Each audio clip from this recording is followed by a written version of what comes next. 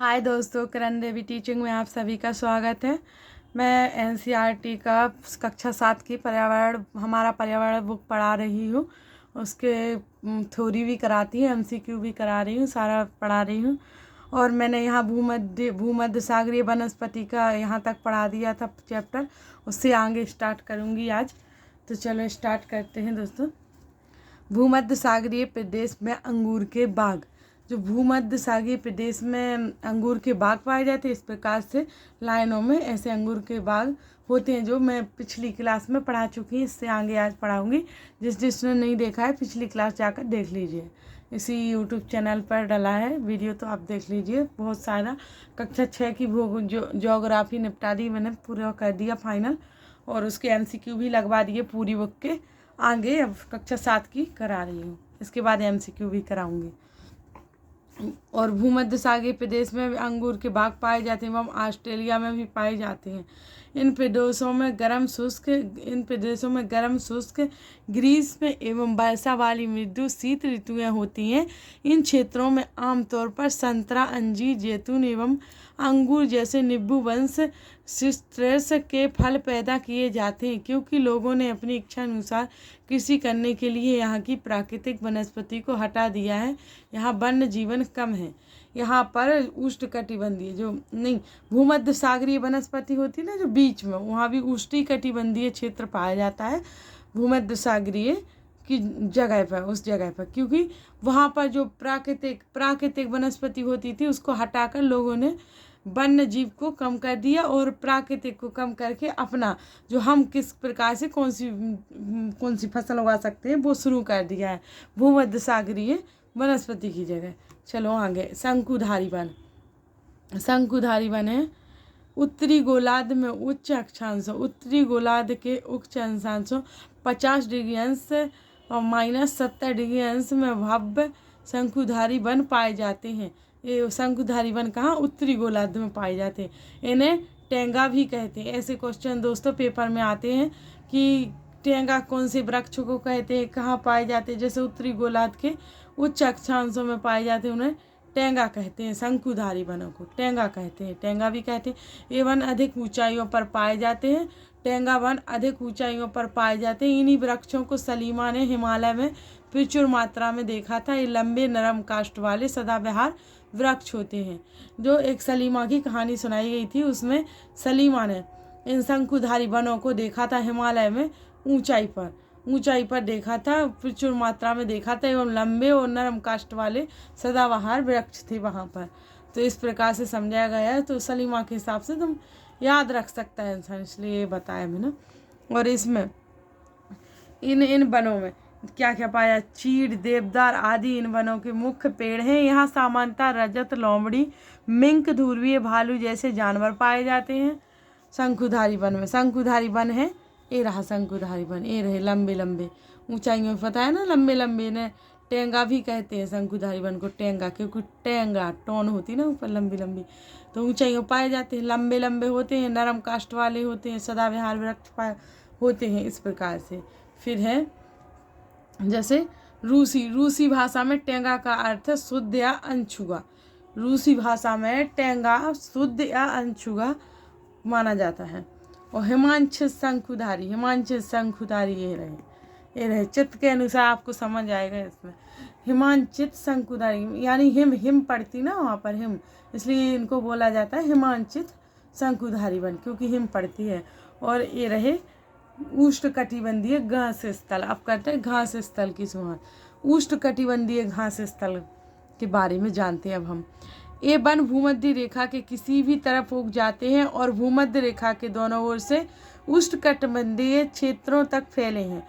यहाँ वनस्पति निम्न से मध्य वर्षा वाले क्षेत्रों में पैदा होती है। यह घास काफ़ी ऊंची, लगभग 3 से 4 मीटर की ऊंचाई तक बढ़ सकती है।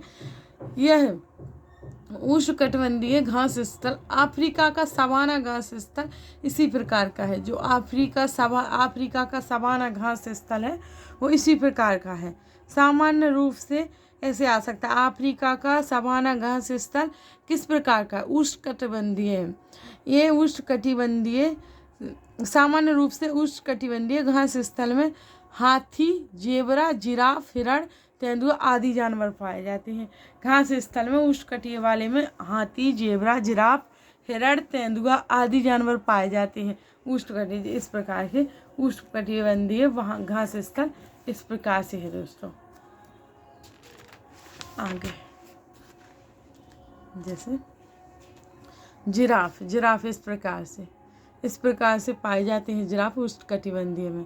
और एक मोस्ट इम्पोर्टेंट फैक्ट पढ़ा है मैं यहाँ, विभिन्न प्रदेशों में घास स्थल विभिन्न नामों से जाने जाते हैं। विभिन्न प्रदेशों में अलग अलग नाम से जाने जाते हैं घास स्थल। उष्णकटिबंधीय घास स्थल किस नाम से जाने जाते हैं प्रत्येक देशों में? पूर्वी अफ्रीका में जाना जाता है सवाना के नाम से, पूर्वी अफ्रीका में सवाना के नाम से, ब्राज़ील में कंपोस के नाम से, वेनेजुएला में लानोस के नाम से। शीतोष्ण कटिबंधीय घास स्थल अर्जेंटीना में पेम्पास, उत्तरी अमेरिका प्रेरी, दक्षिण अफ्रीका बेल्ट, मध्य एशिया स्टेपी, ऑस्ट्रेलिया डॉन। ये एग्जाम में कई बार आया आ भी सकता है। मध्य एशिया में कौन से नाम से जाना जाता है? शीतोष्ण कटिबंधीय घास स्थल स्टेपी नाम से जाना जाता है। और एक आ सकता है उष्ण कटिबंधीय घास स्थल पूर्वी अफ्रीका में किस नाम से जाना जाता है? सवाना। जो दो दो दो है ना, एक स्टेपी मध्य एशिया वाला और एक पूर्वी अफ्रीका वाला क्या सवाना, ये दोनों। आगे चलो आगे पढ़ते हैं दोस्तों। शीतोष्ण घास स्थल, शीतोष्ण घास स्थल ये मध्य अक्षांशीय क्षेत्रों और महाद्वीपों के भीतरी भागों में पाए जाते हैं। यहाँ की घास आमतौर पर छोटी एवं पौष्टिक होती है। शीतोष्ण प्रदेशों में सामान्यतः जंगली भैंस, बाइसन, एंटीलोप पाए जाते हैं। शीतोष्ण घास स्थल में प्रकार के जानवर पाए जाते हैं। जंगली भैंस, बाइसन, एंटीलोप पाए जाते हैं। कटीली झाड़ियाँ शुष्क रेगिस्तान जैसे प्रदेशों में पाई जाती हैं। कटीली झाड़ियाँ, जो कटीली झाड़ियाँ ने शुष्क रेगिस्तान जैसे प्रदेशों में पाई जाती है। उष्णकटिबंधीय रेगिस्तान महाद्वीपों के पश्चिमी किनारों पर पाए जाते हैं। तीव्र गर्मी एवं बहुत कम वर्षा के कारण यहाँ वनस्पतियों की कमी रहती है। विश्व के मानचित्र पर रेगिस्तानी प्रदेश को चिन्हित करें। क्या आप भारत के बड़े रेगिस्तान का नाम बता सकते हैं? रेगिस्तान के कुछ जानवरों के नाम बताइए। ये आपके लिए छुट्टी दिया गया है कि आप इसको बताइए। देश का एक रेगिस्तान है सबसे बड़ा सहारा रेगिस्तान। और इस प्रकार से वो ये बोला जा रहा है कि आप बताइए दोस्तों, आप बताना इनको कमेंट में बताना ये कौन से जानवर हैं रेगिस्तान के कुछ जानवर के नाम एवं सबसे बड़ा रेगिस्तान बताना, जिससे मैं देखूंगी कि किस किस ने सही बताया है। फिर है यदि आप ध्रुवीय प्रदेशों में जाएंगे तो वह स्थान आपको अत्यधिक ठंडा मिलेगा। यहाँ बहुत ही सीमित प्राकृतिक वनस्पति मिलती है। यहाँ केवल काई लाइकेन, सॉरी दोस्तों थोड़ा मिस्टेक आ गई थी, सॉरी। यहाँ केवल काई लाइकेन एवं छोटी झाड़ियाँ पाई जाती हैं। ये अल्पकालिक ग्रीष्म ऋतु के दौरान विकसित होती है। इन्हें ट्रुंडा प्रकार की वनस्पति कहा जाता है। जो कि मैंने पढ़ा दिया पहले कि ध्रुवीय क्षेत्र कैसे होते हैं और उष्ण की जगह कैसे होते हैं, किस टाइप के ध्रुव कहाँ होता है, सब मैंने ग्लोब के माध्यम से समझा दिया आपको, मैप के माध्यम से समझा दिया सारा। तो आप पिछली क्लासेस जाके देखिए तो आपको समझ आएगा। यहाँ केवल जैसे ध्रुवीय क्षेत्र है, यहाँ पर केवल काई लाइकेन एवं छोटी झाड़ियाँ पाई जाती हैं। एग्जाम में आ सकता है कि ध्रुवीय क्षेत्र में कौन सी प्राकृतिक वनस्पति पाई जाती है। यहाँ केवल काई लाइकेन एवं छोटी झाड़ियाँ पाई जाती हैं। अल्पकालिक ग्रीष्म ऋतु के दौरान विकसित होती हैं और इसे ट्रंडा प्रकार की वनस्पति कहा जाता है। आगे जैसे बायलस ध्रुवीय भालू, ये ध्रुवीय भालू जो शीत ऋतु, जहाँ पर शीत ऋतु पड़ती है ना, जहाँ पर शीत ऋतु ये होते हैं ध्रुवीय भालू, वहाँ होते हैं शीत ऋतु में। और यहाँ पर होता है बालस, इसको बोलते हैं बालस। और यह सील जो समुद्र किनारे पाया जाता है, सील। आगे चलो आगे देखते दोस्तों। हमारा चैप्टर ये वाला इतना क्वेश्चन आंसर से हो गया है। अब हम जो मोस्ट पढ़ा दिए मैंने, अब अंधे तक नहीं देखते हैं कुछ भी, ये वो मतलब मोस्ट जो एग्जाम में आना है। ये तो कहानियाँ दी गई हैं, तो कहानियाँ से क्या फ़ायदा, कहानियाँ तो कोई भी पढ़ लेगा। मैं कम से कम एग्ज़ाम के रिलेटेड पढ़ो तो वो कम से एग्ज़ाम के लिए फ़ायदेमंद हो, और क्या फ़ायदा फालतू का पढ़ने से। चलो अब दोस्तों मैं इस चैप्टर के क्वेश्चन आंसर करवा देती हूँ। ये चैप्टर टू वीडियो पूरी 2 वीडियो में कंप्लीट हुआ है। इसके बाद मैं क्वेश्चन आंसर करवा रही हूँ इसके। ये पिछली वीडियो डाल चुकी हूँ, आधा चैप्टर हो गया था, क्योंकि देखो दोस्तों पूरा नहीं हो पाता है तो आधा आधा करवा देती हूँ। आप उसको देखते जाइए, डाली है वीडियो, आप एक देख लिए फिर दूसरी देख लिए तो आपको कंप्लीट हो जाएगा। और उसके बाद क्वेश्चन आंसर भी लगवाए हैं, वो भी आप कंप्लीट देखिए दोस्तों। कुछ ऐसी मिस्टेकें आ जाती हैं जिसकी वजह से मैं पूरा चैप्टर नहीं करवा पाती हूँ, उसके लिए सॉरी। आप जो चैप्टर थोड़े देखिए, आपकी रिक्वायर्ड होगी तो मैं फुल चैप्टर करवाऊंगी, पूरे चैप्टर करवाऊंगी। पर आप लोग की रिक्वायर्ड ही नहीं, आप लोग लाइक सब्सक्राइब भी नहीं करते हो, कमेंट भी नहीं करते हो, कहाँ से? तो फिर मैं अपने हिसाब से डालती जा रही हूँ। अभी जब आपकी रिक्वायर्ड होगी तो आप कमेंट कर दीजिएगा, मैं पूरी वीडियो डालूंगी, पूरे चैप्टर डालूंगी इस चैनल पर। पूरा एक चैप्टर फाइनल करके डालूंगी, पूरा बुक का भी कंटेंट तैयार करके डाल सकती हूँ। बस आप कमेंट करोगे तभी डाल पाऊंगी, क्योंकि आप सपोर्ट नहीं करोगे तो मैं जो मेरे से बनेगा वही करूँगी मैं अभी फिलहाल में। चलो दोस्तों आगे बढ़ते हैं, क्वेश्चन आंसर लगाते हैं। काई एवं लाइकेन पाए जाते हैं, अभी बताया था ना मैंने। काई एवं लाइकेन पाए जाते हैं, कहाँ पर पाए जाते हैं? काई एवं लाइकेन ये पाए जाते हैं ट्रिंडा वनस्पति में नहीं रेगिस्तान वनस्पति में नहीं पाए जाते, ठीक है, क्योंकि ध्रुवीय क्षेत्रों में पाए जाते हैं और वहाँ तो वैसे भी धूप पड़ती है, ठंडी तो बिल्कुल भी नहीं होती है, तो यहाँ नहीं पाए जाएंगे। उष्णकटिबंधीय सदाबहार वन में नहीं, क्योंकि यहाँ भी बहुत ज़्यादा धूप निकलती है और ये भूमध्य रेखा पर पड़ता है, यानी ध्रुवीय का बोला था, तो वो पाए जाएंगे। काई एवं लाइकेन पाए जाएंगे ट्रिंडा वनस्पति में। मैंने पढ़ाया था कि काई एवं लाइकेन छोटी झाड़ियाँ पाई जाती हैं, जहाँ पर कहाँ और यहाँ पर ग्रीष्म ऋतु के दौरान विकसित होती हैं, एवं इनको ट्रिंडा प्रकार की वनस्पति कहा जाता है। तो काई एवं लाइकेन को कहा जाता है ट्रिंडा प्रकार की वनस्पति। इसका आंसर ये रहेगा सही। कांटेदार झाड़ियाँ मिलती हैं, कांटेदार झाड़ियाँ कहाँ मिलती हैं? गर्म एवं आर्द्र उष्णकटिबंधीय जलवायु में नहीं, क्योंकि कांटेदार झाड़ियाँ गर्म एवं आर्द्र उष्णकटिबंधीय जलवायु नहीं मिलती, क्योंकि हमने पाठ पढ़ा है, पिछले जाइए, यहाँ पर नहीं बोला है। ठंडी ध्रुवीय जलवायु में नहीं, गर्म एवं शुष्क रेगिस्तानी जलवायु में मिलती हैं। जहाँ गर्म एवं शुष्क रेगिस्तानी जलवायु होती है वहाँ कांटेदार झाड़ियाँ मिलती हैं। मैंने पढ़ा है पिछली बार, जो रेगिस्तान टाइप के रेगिस्तानी एरिया होता है ना, वहाँ पर मिलती हैं, गर्म एवं शुष्क जलवायु वहाँ पर मिलती है। मैंने चैप्टर में पढ़ाया है, आप ध्यान दीजिए और दोबारा देख लीजिए वीडियो अगर अच्छे से समझ नहीं आ रहा तो।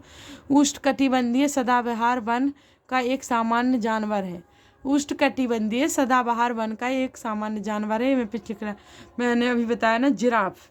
शंकुधारी वन की एक महत्वपूर्ण वृक्ष प्रजाति है, शंकुधारी वन की एक महत्वपूर्ण वृक्ष प्रजाति है चीड़। स्टेपी घास स्थल पाए जाते हैं मध्य एशिया।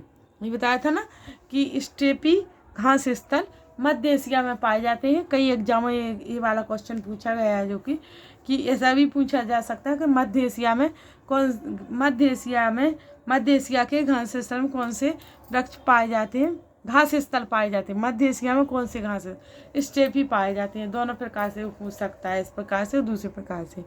दोस्तों मैं इस प्रकार से मैं सारे क्वेश्चन आंसर लगवाती हूँ, एनसीईआरटी पूरी करवाती हूँ।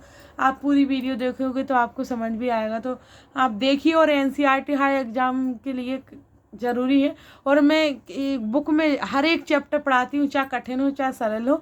ये नहीं देखती हूँ कि सरल पढ़ा दूँ, कठिन नहीं पढ़ाऊँ, क्योंकि एग्जाम में सभी प्रकार के आते हैं क्वेश्चन आंसर, ऐसे नहीं कि सरल आते होंगे, तो दोनों प्रकार के आते होंगे, इसलिए मैं दोनों प्रकार से पढ़ाती हूँ। आप लोग कंटेंट को पूरा देखिए और लाइक सब्सक्राइब कीजिए, और आपको देखोगे तभी आपको समझ आएगा, और आप ऊपरी देखोगे तो कैसे समझ आएगा, इसलिए आप पूरा कंटेंट देखिए। और मैं उसके पूरे क्वेश्चन आंसर लगवाती हूँ एक वीडियो में लास्ट में, और रिवाइजिंग साथ में भी करवाती जाती हूँ। पहले पूरा चैप्टर करवाती हूँ, उसके बाद मैं क्वेश्चन आंसर भी उसी में इंक्लूड करवाती हूँ।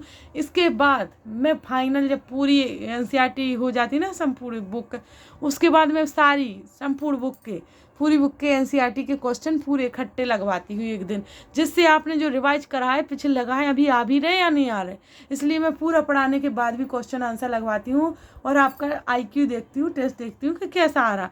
तो मैं इस प्रकार से डाल रही हूँ दोस्तों वीडियो। आपसे उम्मीद है कि आप अच्छे से देखोगे और इसको ग्रहण करोगे जितने से जितना बनेगा, और मैं आपको जितना हो रहा उतना आपको अपनी तरफ से कर दे रही हूँ। और आप भी मुझे सपोर्ट कीजिए, जैसे मैं लाइक सब्सक्राइब करवा दीजिए, शेयर करिए, सब कुछ पूरी वीडियो वॉच कीजिए, तो फिर मैं उस हिसाब से आपको बहुत अच्छे से अच्छा कंटेंट तैयार भी करूँ। अभी मैं अपने हिसाब से कर रही हूँ, आप क्योंकि आप लोग इतना सपोर्ट मुझे दे नहीं रहे, तो मैं अपने हिसाब से करती जा रही हूँ। आप देखिए मैं भी अभी बहुत अच्छा कर रही हूँ, क्योंकि क्वेश्चन भी करवाती, पूरा थ्योरी क्वेश्चन, फिर पूरा कंप्लीट क्वेश्चन, तो आपका सब कुछ हो जाता, रिवाइज और पूरा पढ़ना सब हो जाता। थैंक यू दोस्तों। आगे की वीडियो डालूंगी, अगली क्लास है वो आगे देखना। अभी के लिए इतना ही, चलो हम अगली क्लास में अगला चैप्टर स्टार्ट करेंगे। चलो थैंक यू दोस्तों।